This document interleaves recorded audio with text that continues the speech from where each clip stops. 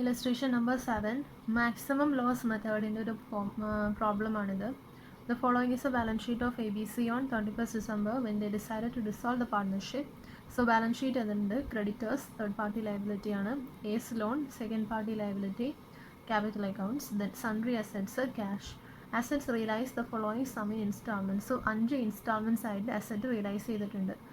Expenses of realization were expected to be 500 but ultimately amounted to 400 only. So expenses expect ചെയ്തിരിക്കുന്നത് 500 rupees ആണ്, പക്ഷേ actual expenses എന്ന് പറയുന്നത് 400 ആയിട്ടുള്ളൂ.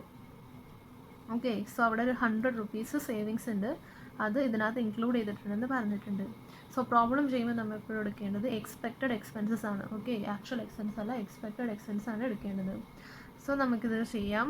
ആദ്യം തന്നെ ഒരു statement showing realisation and distribution of cash account prepare ചെയ്യുക. സോ ഫസ്റ്റ് നമ്മൾ ഓർഡർ ഓഫ് പേയ്മെൻറ്റ് എന്ന് പറയുന്നത് ആദ്യം തന്നെ നമ്മൾ third party liability pay off ചെയ്യും, then second party liability and finally first party liability, അതായത് ക്യാപിറ്റൽ അക്കൗണ്ട്സ്. സോ ഇവിടെ ക്രെഡിറ്റേഴ്സ് തേർഡ് പാർട്ടി ലയബിലിറ്റി ആണ്. സോ ആദ്യം creditors, then A's loan second party liability, then capital അക്കൗണ്ട്സും pay off ചെയ്യാം. So നമുക്ക് problem ചെയ്യാം. ആദ്യം തന്നെ എന്താ ചെയ്യേണ്ടതെന്ന് വെച്ചാൽ ഓപ്പണിംഗ് ബാലൻസ് ഒക്കെ എടുത്തെഴുതണം. ഓക്കെ, സോ ഫസ്റ്റ് വൺ എന്ന് പറയുന്നത് ഓപ്പണിംഗ് ബാലൻസ് എടുത്തെഴുതാം.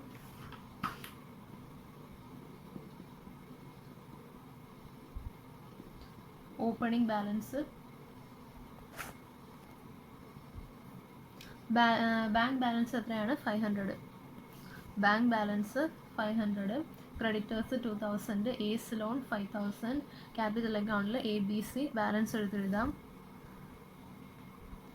സോ ഓപ്പണിംഗ് ബാലൻസ് നമ്മൾ ആദ്യം തന്നെ എഴുതി. ഇനി നമുക്ക് പേ ചെയ്യേണ്ടത് ഫസ്റ്റ് റിയലൈസേഷൻ എക്സ്പെൻസ് പേ ചെയ്യണം.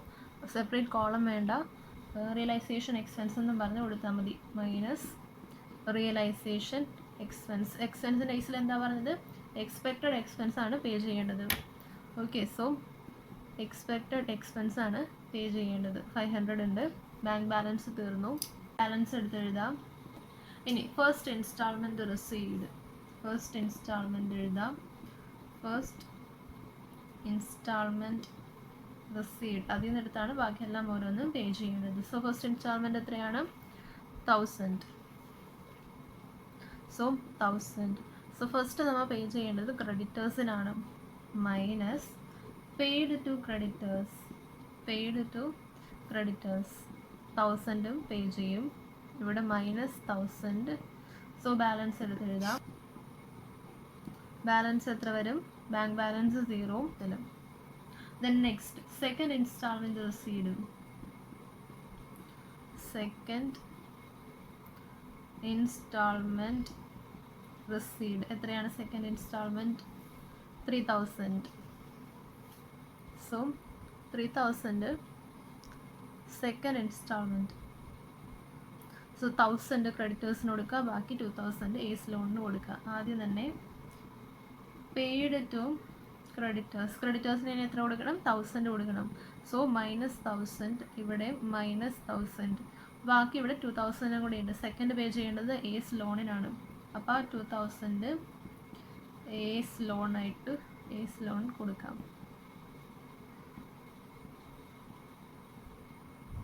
ഇനി ബാലൻസ് എഴുതാം. Third instalment received. Third instalment received.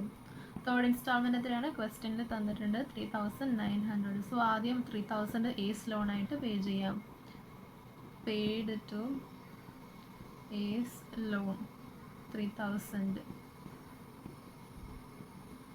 ഇനി ബാക്കി എത്രയുണ്ട്? 900. 900 ആർക്കാണ് പേ ചെയ്യേണ്ടത്? ക്യാപിറ്റൽ അക്കൗണ്ട്സിനാണ് പേ ചെയ്യേണ്ടത്. മാക്സിമം ലോസ് മെത്തേഡാണ് നമ്മളിവിടെ ഫോളോ ചെയ്യുന്നത്. അതുകൊണ്ട് തന്നെ ഏത് ABC പാർട്ണർക്കാണ് നമുക്ക് കൊടുക്കേണ്ടതെന്ന് കണ്ടുപിടിക്കണം. അത് നമുക്കറിയില്ല. ആദ്യം തന്നെ പെയ്ഡ് ടു ക്യാപിറ്റൽ എത്ര കൊടുക്കാനുണ്ട്? ക്യാപിറ്റലിന് 900 കൊടുക്കാനുണ്ട്. അതവിടെ കാണിക്കാം. Okay, then maximum loss in profit sharing ratio. Maximum loss എത്ര വരും നോക്കാം. Maximum loss in profit sharing ratio. Profit sharing ratio question തന്നിട്ടുണ്ട് 2:1. So maximum loss in profit sharing ratio എത്ര വരുമെന്ന് നോക്കാം. ക്യാപിറ്റൽ എത്രയാണ്? 15,000 + 18,000 + 9,000 ആണ് total capital.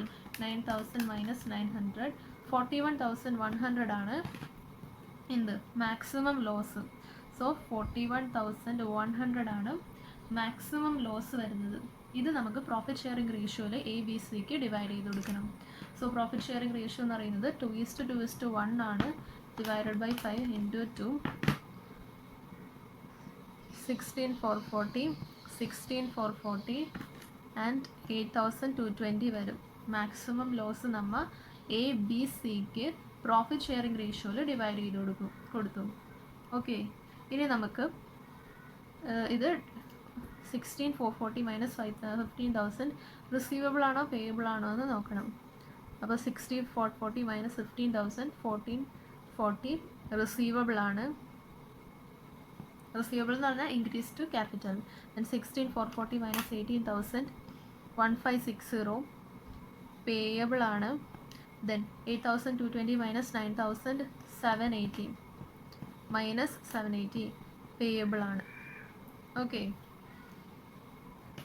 So maximum loss എന്താ ചെയ്തത്? ആദ്യം തന്നെ നമ്മൾ പേ ടു ക്യാപിറ്റൽ 900 കൊടുത്തു. ദെൻ മാക്സിമം ലോസ് കണ്ടുപിടിക്കാൻ എന്താ ചെയ്തത്? ക്യാപിറ്റൽ ആഡ് ചെയ്തു. അതിൽ നിന്നും നമ്മുടെ അടുത്തുള്ള 900 മൈനസ് ചെയ്തു. അപ്പോൾ 41,400 കിട്ടി. 41,400 പ്രോഫിറ്റ് ഷെയറിംഗ് റേഷ്യോയിൽ പാർട്ട്നേഴ്സിന് ഡിവൈഡ് ചെയ്ത് കൊടുത്തു. എന്നിട്ട് അതിൽ നിന്നും ബാലൻസ് മൈനസ് ചെയ്തിട്ട് പേയബിൾ ആണോ റിസീവബിൾ ആണോ എന്ന് കണ്ടുപിടിക്കും. റിസീവബിൾ ആണെങ്കിൽ അത് മറ്റ് പാർട്ട്നേഴ്സിന് ഡെഫിഷ്യൻസി ബോൺ ചെയ്യണം. Deficiency of partner A will be borne by B and C in capital sharing ratio. ഇവിടെ നമ്മൾ Garner versus Murray notional entry ആണ് ഡെഫിഷ്യൻസി എന്ന് പറയുന്നത്. So deficiency of A transferred to B and C in capital sharing ratio. B and C in capital sharing ratio. ബിയുടെയും സിയുടെയും capital എന്ന് പറയുന്നത് 18,000-ഉം 9,000-ഉം ആണ്. സോ റേഷ്യോ എന്ന് പറയുന്നത് 2:1 ആണ്. സോ റേഷ്യോ 2:1 ആണ്. ഓക്കെ, ഈ 1,440 ഇവിടെ പോസിറ്റീവ് ആയതുകൊണ്ട് ഇവിടെ മൈനസ് 1,440 നമ്മൾ ബിക്കും സിക്കും ഡിവൈഡ് ചെയ്ത് കൊടുക്കുന്നതാണ്. എന്ത് റേഷ്യോയിൽ? 2:1. സോ 1,440 ഡിവൈഡഡ് ബൈ 3 ഇൻറ്റു 2, 960 ബിക്കും 480 സിക്കും ഡിവൈഡ് ചെയ്ത് കൊടുക്കുന്നതാണ്. ഓക്കെ, ബാലൻസ് കണ്ടുപിടിക്കാം. ബാങ്ക് ബാലൻസ് ഒന്നുമില്ല, ക്രെഡിറ്റേഴ്സ് ഒന്നുമില്ല, ബീസ് ലോൺ ഒന്നുമില്ല. Capital account 16,440 minus 1,440 15,000, 16,440 plus 960 17,400, then 8,220 plus 480 8,700 വരും ബാലൻസ് എന്ന് പറയുന്നത്. അതും ക്ലോസ് ചെയ്യാം. Then next 4th instalment received.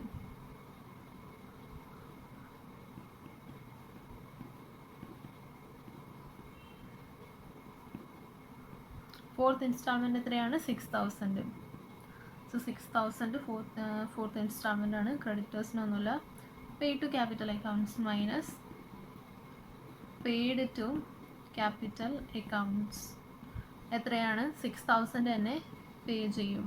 ഇനി മാക്സിമം പോസിബിൾ ലോസ് എത്രയാണെന്ന് എഴുതണം. Maximum loss in profit sharing ratio 1,000 plus 7,400 plus 8,700 minus 6,000 35,100 ആണ്.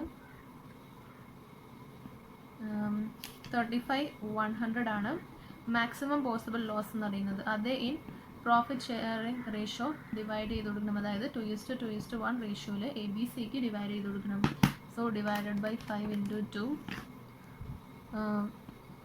14,040 14,040 7,020 ഇതാണ് മാക്സിമം പോസിബിൾ ലോസ് എന്ന് പറയുന്നത്.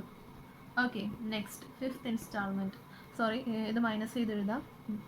14,440 നിന്നും 15,000 മൈനസ് ചെയ്യുമ്പോൾ 7,980 പേയബിൾ ആണ്.